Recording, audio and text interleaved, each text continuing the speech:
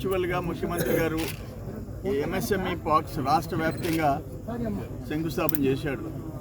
దాంట్లో రామదాస్ కంట్రీగా Krishnapatnam port road facing Chennai Calcutta రోడ్డుకి అతి సమీపంలో కొన్ని మీటర్ల దూరంలో ఫస్ట్ 57 ఎకరాల్లో 20 ఎకరాలు ఫస్ట్ ఫేజ్ లేఅవుట్కి టెండర్స్ పిలిచేసినారు. ఆ పలక మన కలెక్టరేట్లో ఓపెన్ చేసింది, ఇక్కడ ఎరెక్ట్ చేశాం. ఈ కార్యక్రమానికి మనందరూ వచ్చారు.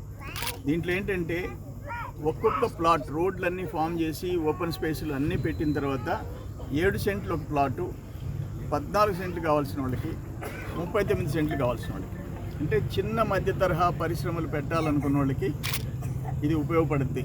ఎందుకంటే పోర్టు కానీ ఇతర పరిశ్రమలన్నిటికీ దగ్గర, ఇటు మద్రాస్ దగ్గర, ఇటు దగ్గర ఎయిర్పోర్ట్ వస్తుంది, కృష్ణపట్నం పోర్టు దగ్గరలో ఉంది. పోర్ట్లు ఎయిర్పోర్ట్లు అన్నిటికీ అనువైన ప్రాంతం రామదాస్ కంట్రీగా.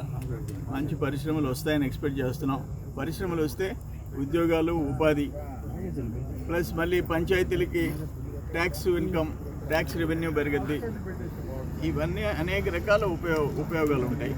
సో ఇక్కడ ఈ పార్క్ రావడం, ఎంఎస్ఎంఈ పార్క్ రావడం చాలా సంతోషం అని చెప్పేసి తెలియజేస్తుందా. ఇటువంటివి చేయాల్సిన పాత ఆయన మాజీ మంత్రి, ఎమ్మెల్యే ఈ 57 ఎకరాలు ఎట్టు కొట్టేస్తాం అల్లుడికి. రేపు ఎలక్షన్ కమిషన్ 2024 పార్లమెంట్ ఎన్నికలు ప్రకటిస్తుంది. కొన్ని రాష్ట్రాల అసెంబ్లీలు ఇంక్లూడింగ్ ఆంధ్రప్రదేశ్. రేపు ప్రకటన అని చెప్పి ఈరోజు వచ్చింది. ఈరోజు అర్ధరాత్రి జీవో వచ్చింది. మా బ్రో ఎంత కష్టపడ్డాడు అల్లుడి కోసం. ఒక బినామీ కంపెనీ పెడితే 57 ఎకరాలు అలాట్ అయిపోయింది. ఎకరా 15 లక్షలు కూడా అర్ధరాత్రి వేకు లోపల అల్లుడు దాంట్లో ఎంటర్ అయిపోయినాడు. అప్పుడు దాకా అల్లుడికి సంబంధం లే ఆ కంపెనీతో. ఇటువంటి పనులు చేసి చంద్రమోహన్ రెడ్డి నెలకి 20 కోట్లు సంపాదిస్తున్నాడని వస్తుంది సాక్ష్యంలో, దొంగ సాక్ష్యంలో. మళ్ళీ 100 కోట్లు అని ఆయన చెప్తాడు. నేను నా కొడుకు నెలకు 100 కోట్లు అంటాడు. మళ్ళీ అప్పుడు 1000 కోట్లు అన్నాడు 2016లో. ఈ కోట్లన్నీ ఎక్కడ పెట్టాలో నా వల్ల కావడం లేదయా.